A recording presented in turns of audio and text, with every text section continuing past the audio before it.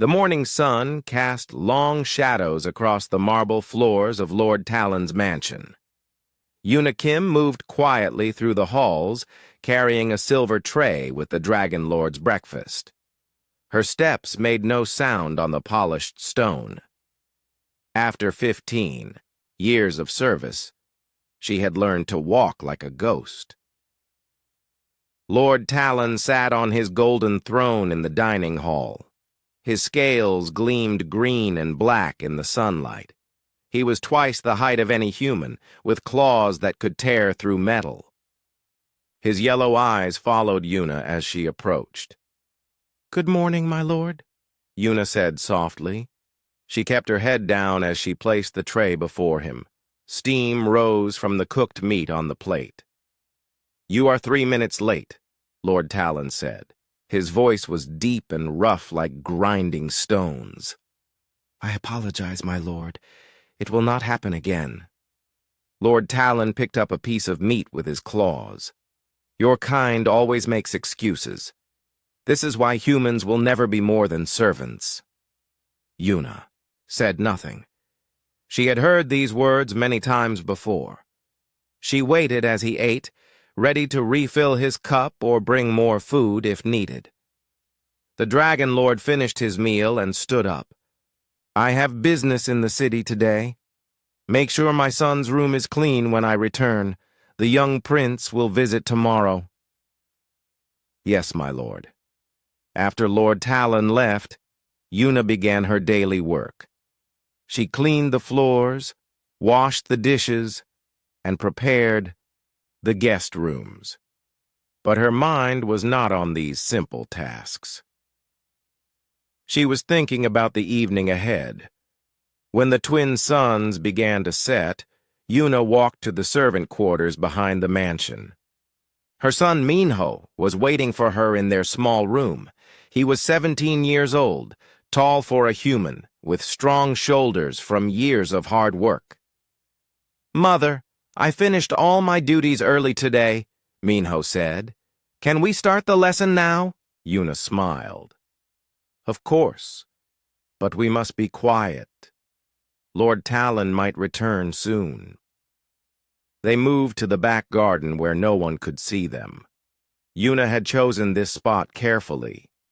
The high walls blocked the view from the mansion.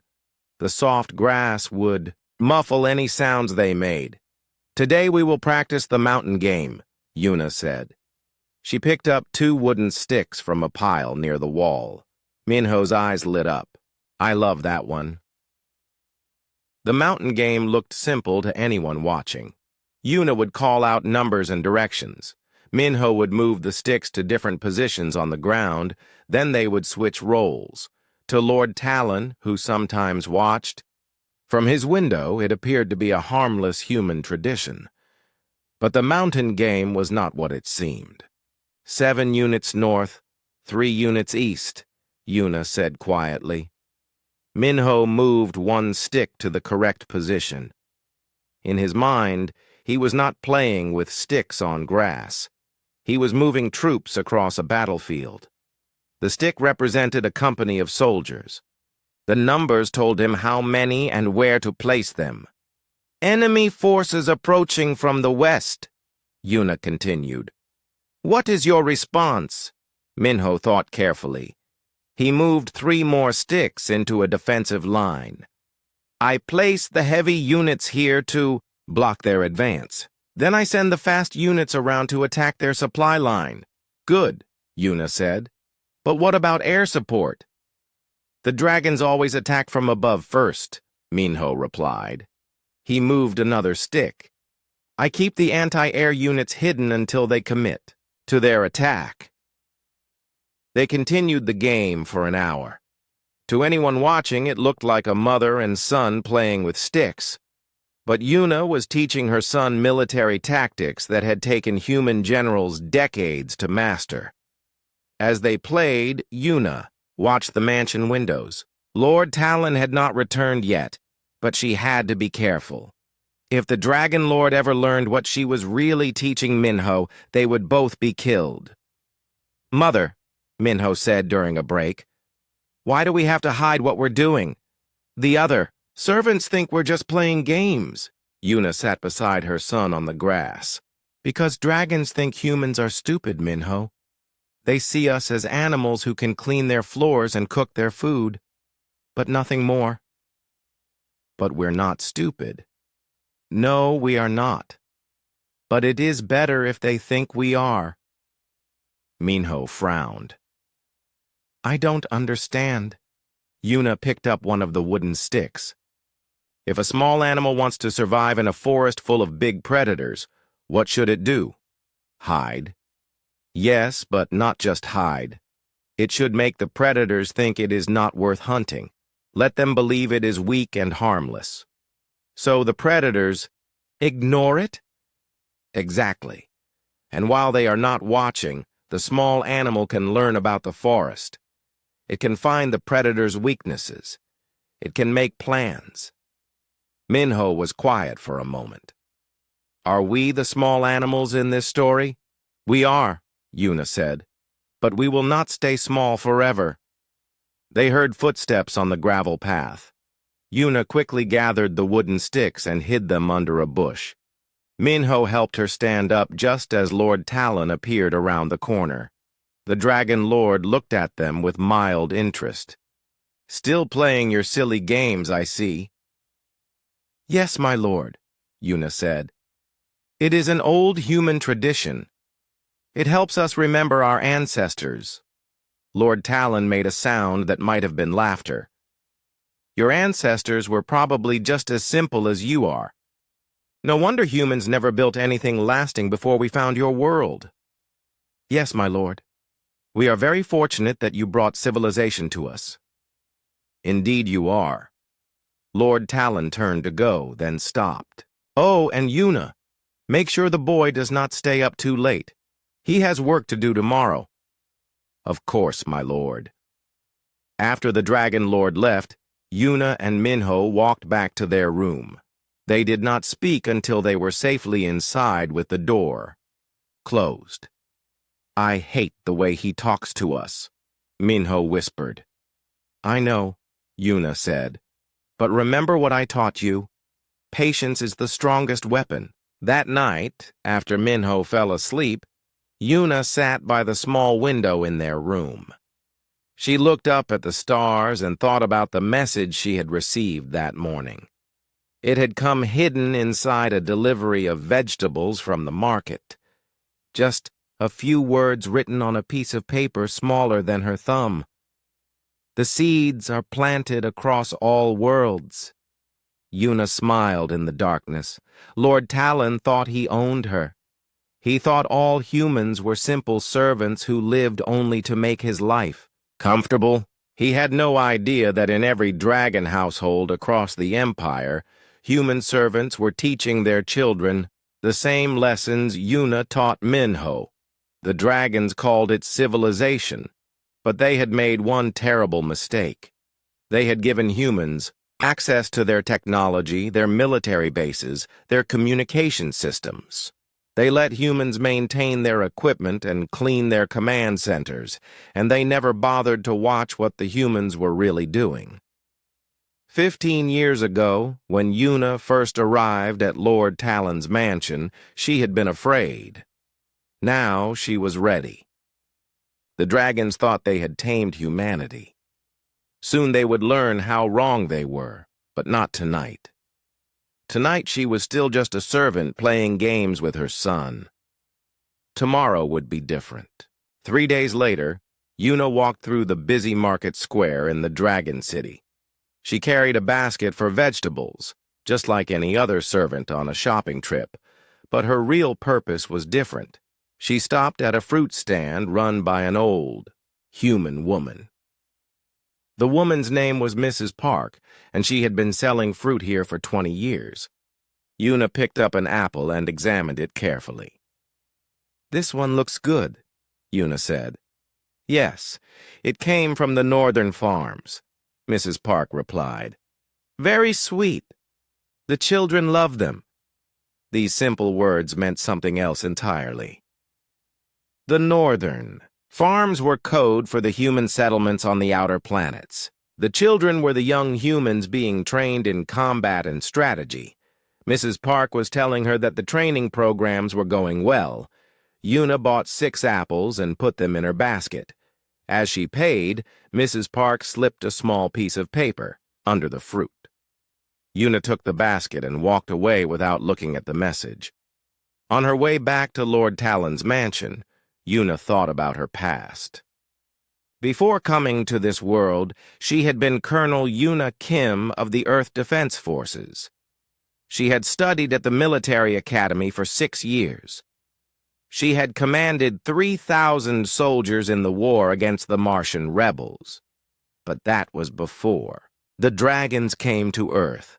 The dragon ships had appeared in Earth's sky 25 years ago. They were massive, bigger than cities. Their weapons could destroy entire continents. The human governments had no choice but to surrender. The dragons said they came in peace. They said they wanted to bring order to the galaxy. They offered humans a choice: serve willingly and live, or resist and die. Most humans chose to live. Una had been one of the military officers sent to different dragon worlds as servants. The dragons thought it was funny to make human soldiers clean their floors and wash their dishes. They enjoyed showing their power over the people who had once fought wars. But the dragons made a mistake. They scattered human military officers across their entire empire. They put trained soldiers in every major household and military base. They gave these humans access to dragon technology and secrets, and they never imagined that humans could organize across the vast distances of space. Back at the mansion, Una went to her room and read the message from Mrs. Park. It was written in a code that looked like a recipe for soup, but to someone who knew how to read it, the message was clear. Hyunwoo Choi was coming to visit. 2 hours later, a dragon transport ship landed at Lord Talon's private spaceport. Several passengers got off the ship, including a tall dragon in military uniform. Behind him walked a human man carrying luggage. The human was thin and quiet, with gray hair and tired eyes. He wore the simple clothes of a personal servant. His name was Hyunwoo Choi, and he served General Krax, one of Lord Talon's old friends. But like Una, Hyunwoo was not what he appeared to be. That evening, Lord Talon hosted a dinner party for General Krax and other dragon nobles. The great dining hall filled with the sound of deep dragon voices and the smell of roasted meat. The dragons sat at a long golden table while their human servants stood silently along the walls. Una stood behind Lord Talon's chair, ready to refill his cup or bring him anything he needed. Hyunwoo stood behind General Krax. Their eyes met, briefly across the room, but they showed no sign of recognition. "The humans on Sector 7 are becoming troublesome," General Krax said between bites of food. "Some of them have been asking questions about the old Earth governments." Lord Talon laughed. "Let them ask. What can they do? They have no weapons, no ships, no leaders. Their strongest fighters are scattered across 1,000 worlds." "Perhaps," General Krax said, "but I think we should be more careful. Humans are clever in unexpected ways." "Clever?"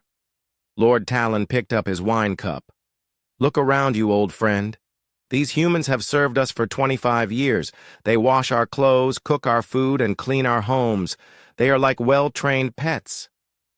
The other dragons at the war table made sounds of agreement. One of them, a young dragon named Lord Vex, spoke up. "I heard that humans used to fight wars against each other," Lord Vex said, "before we came to their world." "Yes, they did," Lord Talon replied. "Primitive conflicts, with crude weapons. Nothing like our advanced military science." General Krax was not convinced. "Still, I think we should watch them more closely." Yesterday I caught my servant reading one of our technical manuals. What did you do? Lord Talon asked. I punished him, of course. But when I asked why he was reading it, he said he wanted to learn how to repair things better, to serve me more efficiently. The dragons laughed at this. See? Lord Talon said. Even when they try to learn, it is only to serve us better.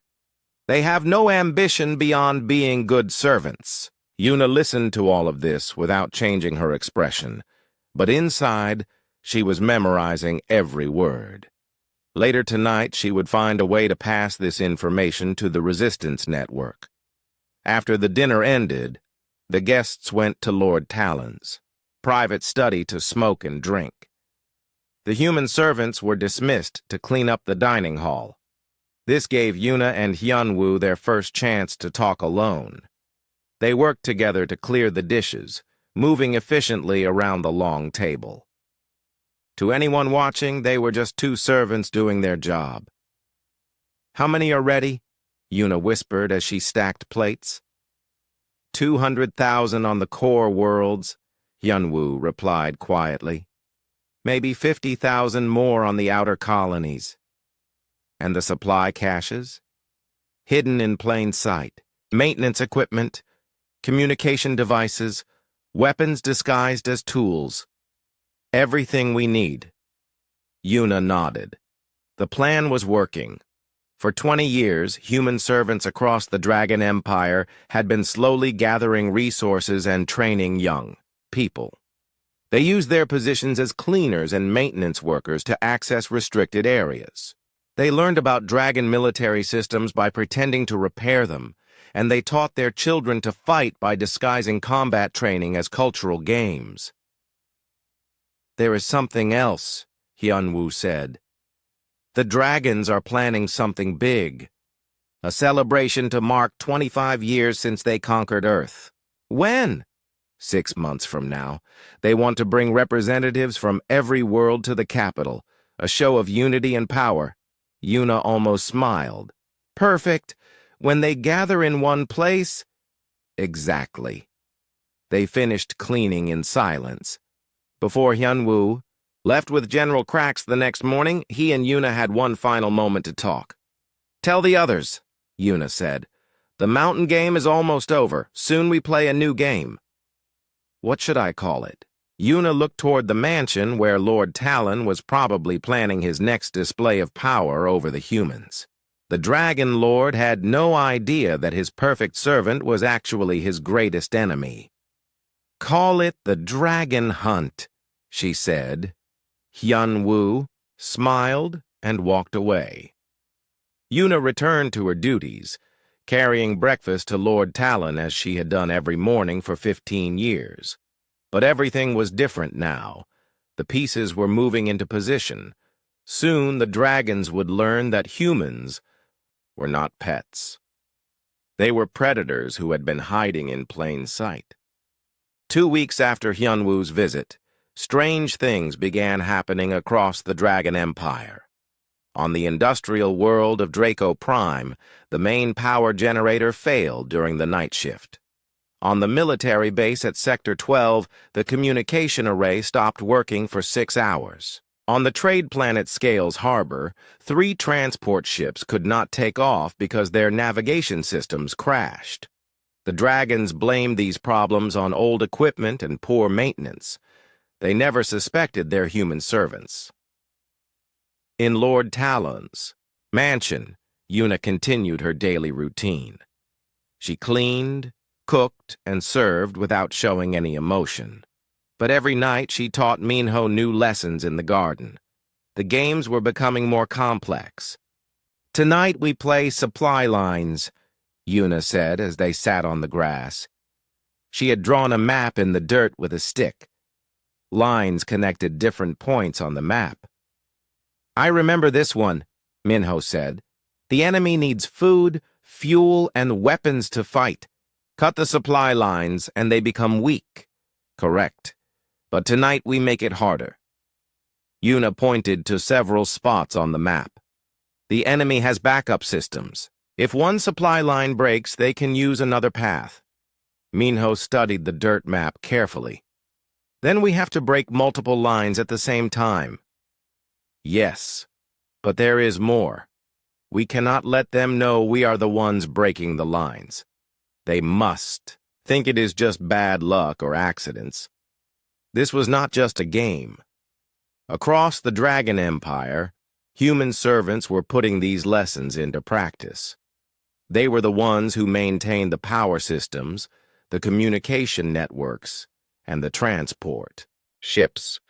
When these systems failed, the dragons never questioned why. Dong-Yun Lim worked in the Central Communications Center on Draco Prime. He was 28 years old and had been trained as an engineer before the dragons conquered Earth. For the past 10 years, he had been fixing communication equipment for the dragon military. But Dong-Yun was also doing something else. Every time he repaired a system, he installed a small hidden program. The program did nothing most of the time. It just waited. Last week, Dong-Yun received a coded message during his lunch break.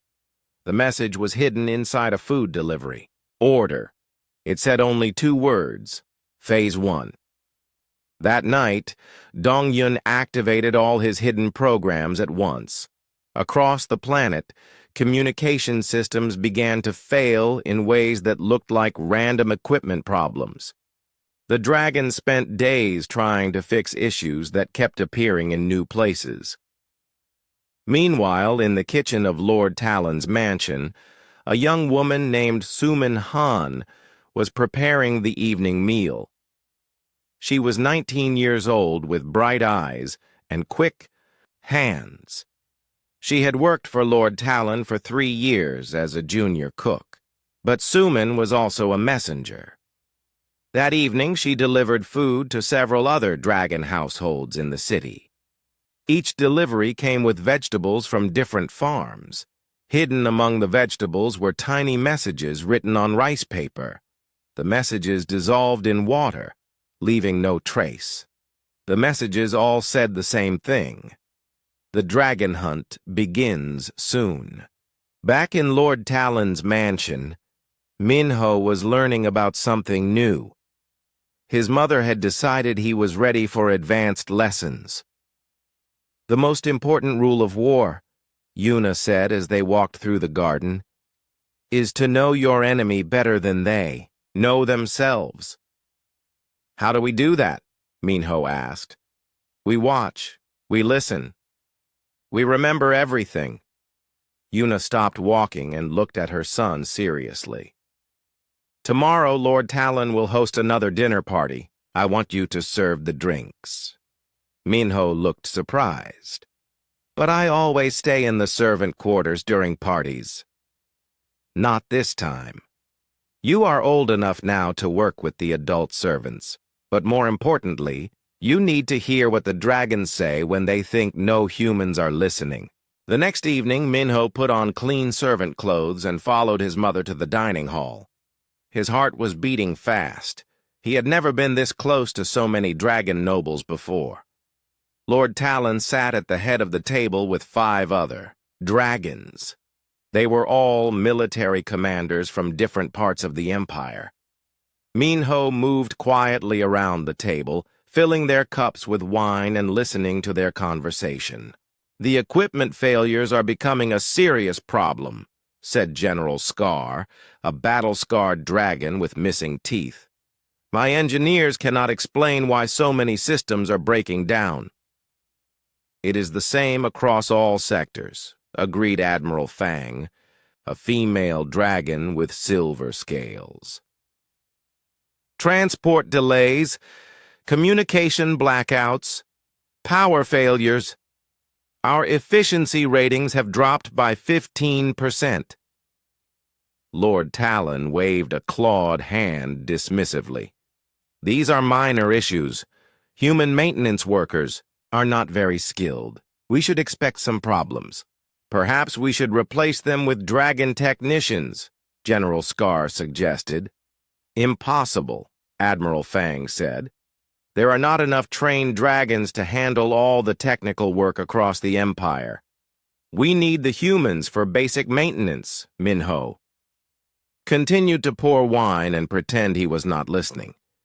But he was memorizing every word. There is something else, said Colonel Razor, a thin dragon with red eyes. Intelligence reports suggest that humans on several worlds are asking questions about the old Earth military. What kind of questions? Lord Talon asked. They want to know what happened to their former leaders. Some are looking for information about human military tactics and strategies. The dragons were quiet for a moment. Then Lord Talon laughed. Let them ask. Their old leaders are dead or scattered. Their military knowledge is 25 years out of date. Even if they remembered how to fight, what good would it do them? They have no weapons, no organization, no way to communicate across star systems. You are probably right, General Scar said, but I still think we should be more careful. Humans can be unpredictable. Predictable enough, Lord Talon replied. They work, they eat, they sleep, they die. They have accepted their place in our empire. After the dinner ended, Minho helped his mother clean up the dining hall. When they were alone, she asked him what he had learned. The dragons are worried about the equipment failures, Minho said, but they think it is just because humans are not good at fixing things. What else? They know some humans are asking about the old Earth military, but they do not think it matters because our leaders are gone. Yuna smiled. The dragons are very smart about some things, but they are blind to others. What do you mean?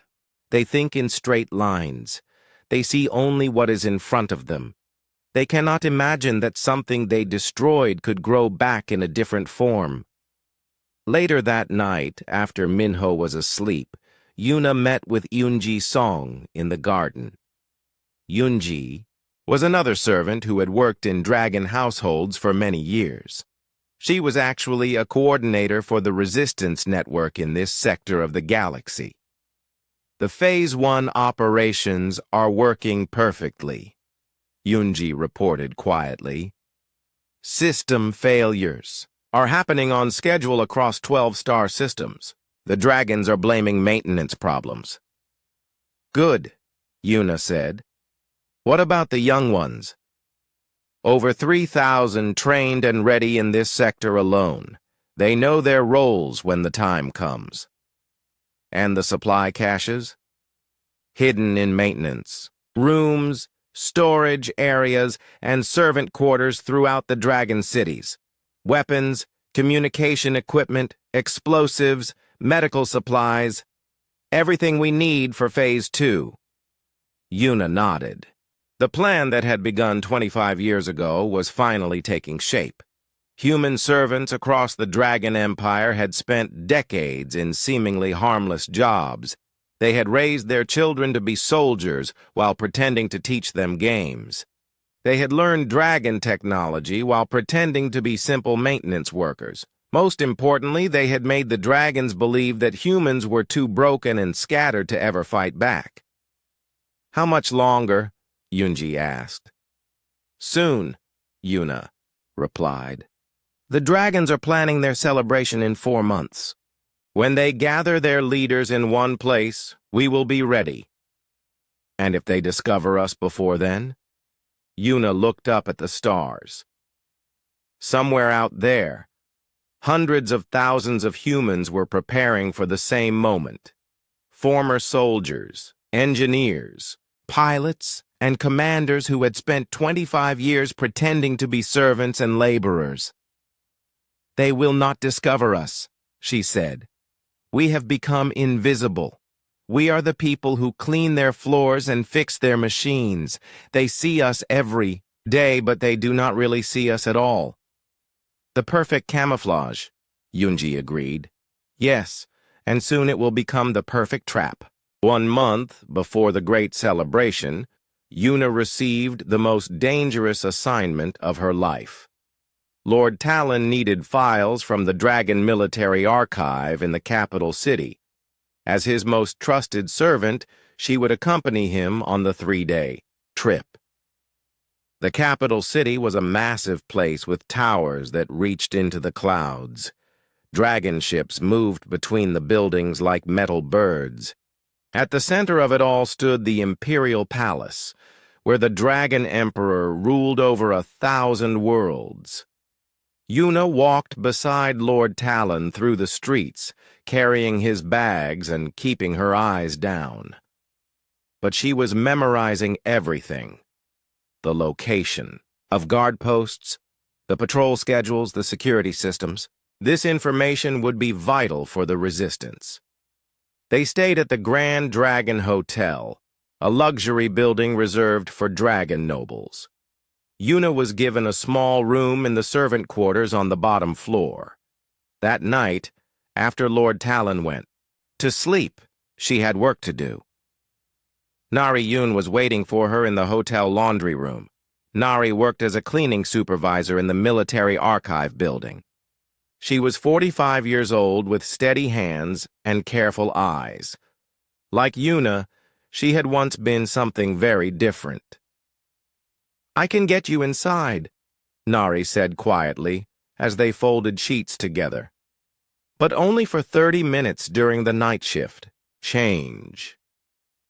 "That should be enough," Yuna replied. "What about the security systems?" "Motion sensors in all the main halls, but the maintenance tunnels are only watched by cameras. I can create a distraction in Sector 7 while you access the files. In Sector 3, what kind of distraction?" "A small electrical fire in the cleaning supply room. Nothing dangerous, but it will pull the guards away from their monitors." Yuna nodded. It was a good plan. Simple plans worked better than complex ones. The next evening, Yuna told Lord Talon she was going to wash his clothes. Instead, she met Nari behind the archive building. They entered through a maintenance door that Nari had left unlocked. The building was huge and dark. Emergency lights cast strange shadows on the walls. Yuna followed Nari through narrow tunnels filled with pipes and cables. The air smelled of metal and cleaning chemicals. "Here," Nari whispered. She opened a small panel in the wall. "This leads directly to the main file room. You have 28 minutes." Yuna crawled through the opening and found herself in a room full of data storage units. Thousands of files were stored here: battle plans, troop movements, weapon specifications, communication codes. Everything the Resistance needed to know about Dragon military operations. She connected a small device to the main computer terminal. The device looked like a standard cleaning tool, but it was actually advanced human technology. Within minutes, it had copied hundreds of classified files. As the device worked, Yuna searched for specific information. She found files about the celebration, which dragon leaders would attend, how many troops would be stationed in the capital, what security measures would be in place. But she also found something unexpected. In a file marked Human Population Control, she discovered the dragon's real plan for the celebration. After 25 years of rule, they had decided the human population was becoming too large. During the celebration, they would announce new efficiency measures. These measures included reducing the human population by half. The dragons called it optimization. They planned to keep only the humans they needed for essential work. The rest would be eliminated. Yuna felt cold rage fill her chest. The dragons were not just oppressors, they were planning genocide. She copied the population control files and anything else that might be useful. When her device finished, she had downloaded enough classified information to change the course of the war. Getting out was harder than getting in. Alarms began ringing in Sector 7, where Nari had started her distraction. Dragon guards ran through the halls, their heavy footsteps. echoing off the walls. Yuna had to wait in the maintenance tunnel for 10 extra minutes before the path was clear. When she finally returned to the hotel, Lord Talon was still asleep. She hid the data device in her cleaning supplies and tried to calm her racing heart. The next morning, she served Lord Talon breakfast as if nothing had happened. But everything had changed. Now she knew exactly what the dragons were planning. And she knew the resistance had to act faster than expected. On the transport ship back home, Yuna sat in the servant section and thought about what she had learned. The celebration would bring together every major dragon leader in one place. But it would also be the signal for mass murder. Unless the humans struck first. When they returned to the mansion, Yuna immediately sent coded messages to resistance cells across the Empire. The messages were hidden in routine supply orders and maintenance requests. To anyone watching, they looked like normal servant communications. But the real message was clear. Phase 2 begins now. Dragon Hunt is active. That evening, she told Minho everything. They sat in their small room with the door locked and spoke in whispers. Minho listened as his mother explained about the population control plan and the files she had stolen. So, we are not just fighting for freedom, Minho said. We are fighting to survive. Yes. The dragons never planned to let us live peacefully. They were always going to kill us when we were no longer useful. Minho was quiet for a long moment. Then he asked, "What happens now?" "Now we finish our training. In 3 weeks, you and the other young humans will have your first real mission." "What kind of mission?" Yuna pulled out a hand-drawn map of the dragon military base outside the city. "The dragons store their advanced weapons in underground bunkers. The resistance needs those weapons for the final battle." "You want us to attack a military base?" "Not attack. Infiltrate. You will go in as a maintenance crew. The dragons are used to seeing human workers in their facilities. You will disable the security systems and take control of the weapon storage." Minho studied the map. "How many of us?" 12. All between 16 and 20 years old. All trained since childhood in combat tactics and stealth operations. "And if we are caught?" Yuna looked at her son with pride and sadness. "Then you fight, because there is nowhere left to run." Over the next 2 weeks, Minho trained harder than ever before. He learned to use real weapons disguised as maintenance tools. He practiced moving silently through building layouts similar to the military base. He memorized security codes that other resistance members had gathered over the years. Most importantly, he learned to work as part of a team. The other 11 young humans came from different dragon households across the city. There was Jinwoo Kim, whose mother worked for General Blackscale. There was Seoyeon Park, whose father maintained the dragon communication systems. There was Taehyung Lee, whose family had served dragon nobles for 3 generations. They met in secret locations, abandoned buildings, unused storage rooms, quiet sections of the city parks. To anyone watching, they looked like young humans hanging out together. But they were actually becoming a military unit. Yuna watched them train and remembered her own military academy days. These young people were learning in weeks what had taken her years to master. They had grown up in the Dragon Empire, so they understood the enemy in ways the older generation never could. They were the perfect weapons for this war. 3 days before their mission, Yuna received another coded message. This one came from someone she had not heard from in 20 years. The message said, "Admiral Sang-woo Kang sends his regards. The fleet remembers Earth." Yuna almost cried when she read those words. Admiral Kang had been the commander of Earth's space fleet when the Dragons invaded. Everyone thought he had died when his flagship was destroyed, but apparently he had survived, and he was still fighting. That night, Yuna looked up at the stars and smiled. The Dragons thought they had crushed humanity 25 years ago. They thought humans were broken and scattered, good only for cleaning floors and fixing machines. They were about to learn how wrong they were. The servants were ready to become soldiers again. The night before the mission, Minho could not sleep. He lay in his small bed listening to his mother move quietly around their room. She was preparing his equipment, maintenance tools that were actually weapons, work clothes with hidden armor, communication devices disguised as repair scanners. "Are you afraid?"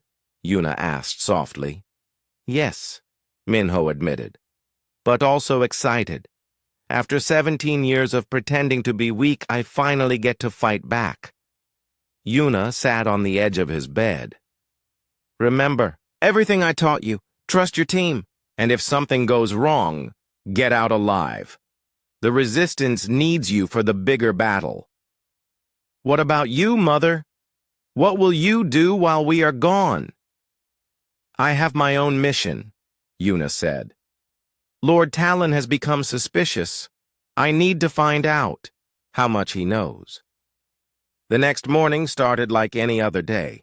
Minho served breakfast to Lord Talon, cleaned the guest rooms, and worked in the garden. But at noon, he left the mansion with a maintenance crew heading to the Dragon military base. The crew consisted of 12 young humans and one older supervisor named Mr. Cho. Mr. Cho had worked as a base maintenance coordinator for 15 years. The Dragons trusted him completely. They had no idea he was actually a former Earth military engineer. The military base was enormous. High walls surrounded clusters of buildings, weapon storage bunkers, and landing pads for Dragon ships. Guard towers watched every entrance. Patrol drones flew overhead in regular patterns. But the base needed constant maintenance. Humans arrived every day to fix equipment, clean facilities, and update systems. The Dragons barely noticed them anymore. Mr. Cho led the group through the main gate. The Dragon Guard looked at their work permits and waved them through without interest.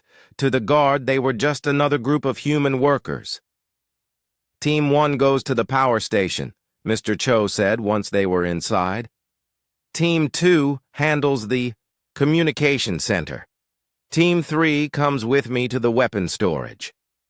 Minho was in Team 3 with Jinwoo, Seoyeon, and Taehyung. They followed Mr. Cho across the base toward a large underground bunker. Dragon soldiers stood guard at the entrance, but they let the maintenance crew pass without question. The weapon storage bunker was 3 levels deep. Each level contained different types of weapons: energy rifles, plasma cannons, explosive devices, and advanced technology that humans had never seen before. Everything was organized in neat rows with electronic locks and monitoring systems. "We have 2 hours," Mr. Cho whispered. "The next security check is not until sunset." The team got to work, while Mr. Cho actually performed some real maintenance. To avoid suspicion, the young humans began their real mission. They connected small devices to the security system that would allow the Resistance to access the bunker remotely. They photographed weapon specifications and storage locations. Most importantly, they planted charges that could destroy the entire facility if needed. Everything went perfectly for 90 minutes. Then Seoyeon noticed something wrong. "The security cameras just changed their sweep pattern," she whispered. "Someone is watching us more closely." Mr. Cho checked his scanner. "Dragon Patrol approaching this sector. They are not scheduled to be here." "Should we abort?" Jinwoo asked. Before Mr. Cho could answer, they heard heavy footsteps on the stairs above. Dragon voices echoed through the bunker. The patrol was coming down to their level. "Hide the equipment," Mr. Cho ordered. "Act like normal maintenance workers." Basai. Team quickly concealed their weapons and devices.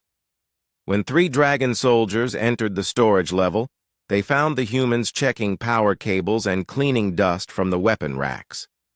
"What are you doing here?" the lead dragon demanded.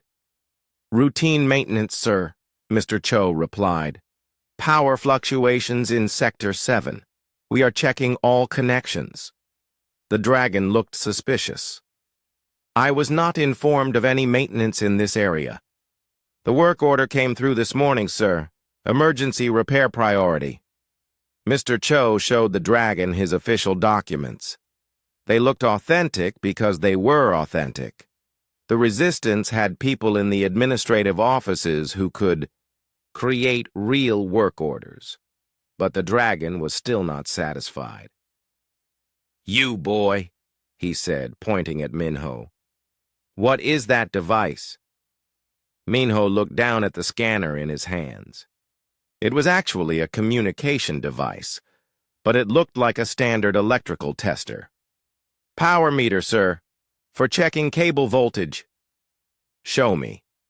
Minho's heart pounded, but his hands stayed steady. He had practiced this moment hundreds of times. He pointed the device at a nearby power cable and read numbers from its display. The numbers meant nothing, but they sounded technical.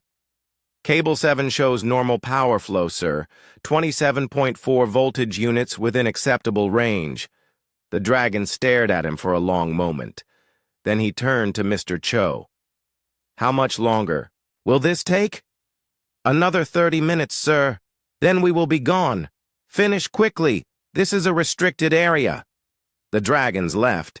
The team waited 5 minutes to make sure they were really gone, then quickly completed their mission.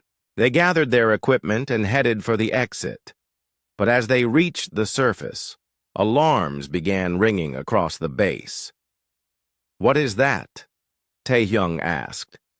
Mr. Cho checked his real scanner. "Major system failure in the communication center.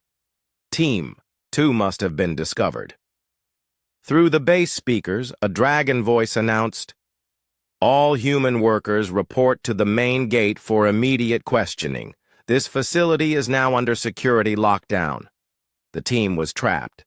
Dragon soldiers were already moving to surround the maintenance areas. Patrol drones descended from the sky. The exits were being sealed. "What do we do?" Seoyeon asked. Mr. Cho looked at the 4 young humans. They were scared, but ready to fight. 25 years of preparation had led to this moment. "We finish the mission," he said.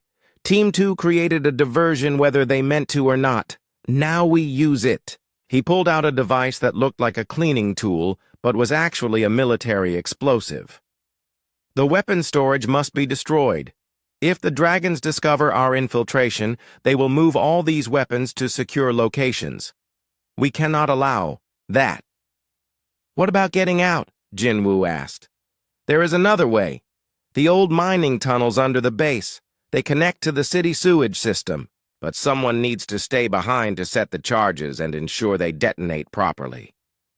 The team understood. Someone would have to sacrifice themselves. "I will do it," Mr. Cho said. "You 4 have your whole lives ahead of you. Get to the tunnels and escape." "No," Minho said. "We all go together, or we all stay. This is not a democracy, boy. This is war." Before anyone could argue further, dragon soldiers appeared at both ends of the corridor. The team was surrounded. "Human workers, drop your tools and raise your hands," a dragon commander ordered. Mr. Cho looked at his young team. In their eyes, he saw determination instead of fear. These were not just human children anymore. They were soldiers. "Remember your training," he whispered. "Fight smart, not hard." Then he pressed a button on his device. The weapon storage bunker exploded. The blast shook the entire base. Emergency lights flickered. Dust and debris filled the air. In the confusion, the four young humans moved like shadows. Everything their mothers and fathers had taught them came together in this moment. Minho disabled the nearest dragon soldier with a tool that became a weapon in his hands. Seoyeon jammed the patrol drones with her scanner device. Jinwoo and Taehyung opened the tunnel entrance with shaped charges disguised as repair equipment. "Go!" Mr. Cho shouted as more dragons approached. "Tell them the servants are servants no more." The team escaped through the tunnels as the base erupted in chaos above them. Behind them, weapons worth billions of credits burned in the underground bunker. The dragon's most advanced military equipment was turning to smoke and metal scraps. But, more importantly, the resistance had sent a message. Humans were no longer hiding. They were no longer pretending to be harmless. The dragon hunt had begun in earnest. That night, as Minho returned to Lord Talon's mansion covered in dust and smelling of smoke, he found his mother waiting for him in the garden. "Did you succeed?" she asked. "Yes, but Mr. Cho—" Minho could not finish the sentence. Yuna put her arms around her son. "He died as a soldier. That is all any of us can ask for." "What happens now?" "Now the dragons know we are dangerous. They will be more careful, more suspicious. But it is too late for them to stop what is coming." Yuna looked toward the mansion where Lord Talon was probably learning about the base attack. Soon he would realize that his perfect servant family had been his enemies all along. "The celebration is in 1 week," she said. "When the dragon leaders gather in the capital, we will show them what humans really are." Minho nodded. The games were over. The real war was about to begin. The day of the great celebration arrived with clear skies and golden sunlight. Across the Dragon Empire, every major leader was traveling to the capital city. Lord Talon had left his mansion before dawn, eager to attend the ceremony that would mark 25 years of dragon rule. He had no idea it would be the last day of his empire. Yuna stood in the empty mansion and removed her servant clothes for the final time. Underneath, she wore the dark uniform of the Earth Defense Forces. After 25 years, Colonel Yuna Kim was ready to return to duty.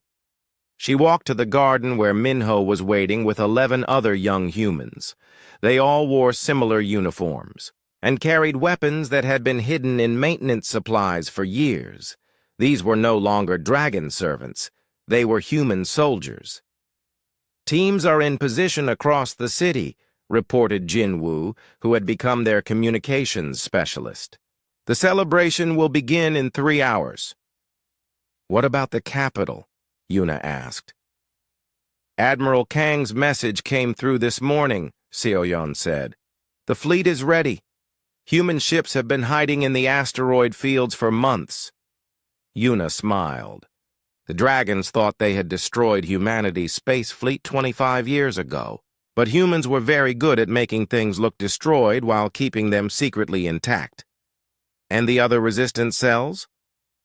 "Active on every world," Minho replied. "When we give the signal, 200,000 human soldiers will reveal themselves, simultaneously." Yuna nodded. It was time. In the capital city, the greatest dragons in the galaxy were gathering in the Imperial Palace. The Dragon Emperor sat on his massive throne, surrounded by generals, admirals, governors, and nobles. They had come to celebrate their complete dominance over lesser species. Lord Talon stood among them, proud and confident. He chatted with other dragon lords about their human servants, laughing about how well-trained and obedient they were. None of them noticed that their human servants had been unusually quiet all morning. At exactly noon, Admiral Sangwoo Kang's voice came through every communication system in the Dragon Empire. The voice was broadcast from hidden transmitters that human technicians had installed over many years. "Citizens of the galaxy," the Admiral said. "This is Admiral Kang of the Earth Liberation Fleet. For 25 years, you have believed that humanity was broken and scattered. Today you learn the truth. In the Imperial Palace, dragons roared in surprise and anger. How was this possible? Admiral Kang was dead. Earth had no fleet. Humans were servants and laborers, not soldiers. The human servants in your homes, your offices, your military bases," the Admiral continued, "are not what they appear to be. They are Earth's finest soldiers, strategists, and engineers. For 25 years they have been watching you, learning from you, and preparing for this moment." Lord Talon felt cold fear creep into his chest. He thought about Yuna and her son, the games in the garden, the quiet obedience, the perfect service. It had all been an act.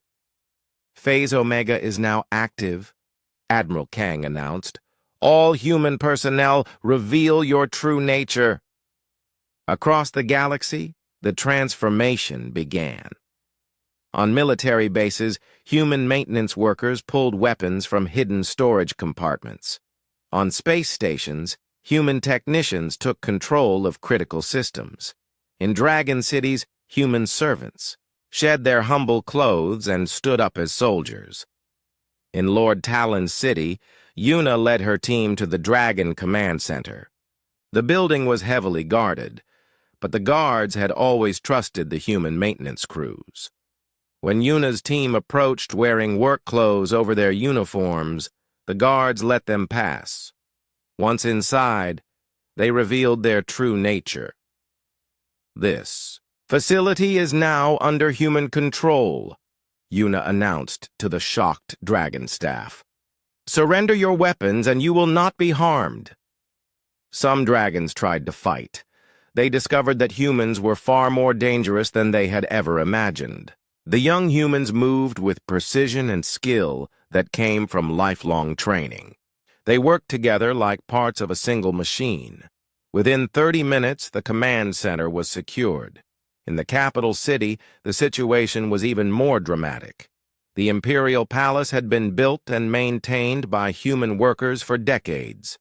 Every room, every system, every security measure was familiar to them. When Admiral Kang gave the signal, humans emerged from maintenance tunnels, service corridors, and hidden chambers throughout the palace. They had been there all along, invisible and ignored. The Dragon Emperor found himself surrounded by former servants who now carried advanced weapons. His personal guard tried to protect him, but they were outnumbered and outmaneuvered. "Impossible!" the Emperor roared. "Humans are weak, broken, defeated." "We were never defeated," said a calm voice. The Emperor turned to see his head of palace. Maintenance approaching. The man had worked in the palace for 20 years, cleaning floors and fixing equipment. The Emperor had never bothered to learn his name. "I am General Seokjin Moon," the man said, "former commander of Earth's Third Army. I have been waiting a very long time for this conversation." In space, above the capital world, the sky suddenly filled with ships.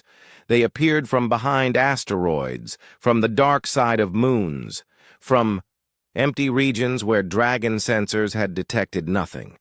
Hundreds of human vessels, thought destroyed decades ago, revealed themselves in perfect formation. The Dragon fleet moved to intercept them, but their ships would not respond properly. Human technicians had been maintaining Dragon vessels for years. They knew exactly how to disable key systems at the right moment. Back on the surface, Lord Talon finally understood the full scope of what had happened. In his own mansion, Yuna had left him a message written on his dining room table. "My lord," the message read, "my name is Colonel Yuna Kim of the Earth Defense Forces. For 15 years I have served in your household while gathering intelligence about your military capabilities. My son Minho, whom you watched play games in the garden, is Lieutenant Minho Kim, trained in advanced combat tactics and strategic operations. The games we played were military simulations. Every move we made was preparation for this day. You thought you owned us, but we were studying you. Thank you for the education. It will help us build a better galaxy. Lord Talon crumpled the message in his clawed hands. 25 years of believing himself superior to humans. 25 years of casual cruelty and dismissive arrogance, all while his victims were carefully planning his downfall. The dragons had made every mistake possible. They had scattered their greatest enemies throughout their empire and given them access to critical systems. They had underestimated human intelligence, determination, and ability to plan across generations. Most fatally, they had confused submission with defeat. In the capital city, President Kyungmin-oh stepped forward to address the captured dragon leadership. She had spent 25 years posing as a simple cleaning lady in the Imperial Administration Building. In reality, she was the elected leader of humanity's government in exile. "The Dragon Empire is finished," she announced. "Your species will be given a choice: peaceful coexistence under a new galactic government or continued conflict against a united galaxy." "United galaxy?" the Dragon Emperor snarled. "Other species fear us. They will never join you." "They already have," President O replied. "The Avian Federation, the Crystal Collective, the Machine Commonwealth. While you celebrated your dominance, we were building alliances with every species you had oppressed. Today marks the beginning of the Galactic Liberation War. You are facing not just humanity, but half the galaxy." The Emperor looked around the throne room.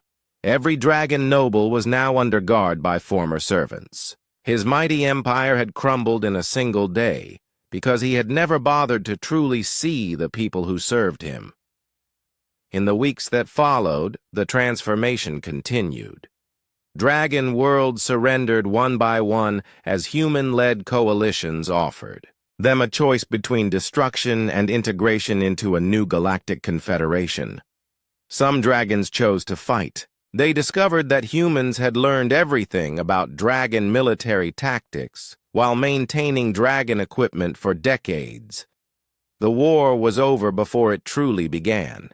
Yuna stood in Lord Talon's former mansion, now serving as a command center for reconstruction efforts. Minho worked beside her, coordinating with other liberated worlds. They wore their true uniforms with pride. "Was it worth it?" Minho asked. 25 years of pretending to be something we were not." Yuna looked out the window at the city below. Former dragon buildings now housed schools, hospitals, and community centers. Former servants walked freely in the streets as citizens of a new world. "Every minute of it," she said. "The dragons taught us something valuable. They showed us that the greatest victories come not from strength, but from patience. Not from force, but from understanding your enemy better than they understand themselves. And now? Now we build something better. A galaxy where no species rules over another, where servants become leaders and strength is measured by wisdom rather than weapons." Minho smiled. "The dragons thought they were teaching us to serve.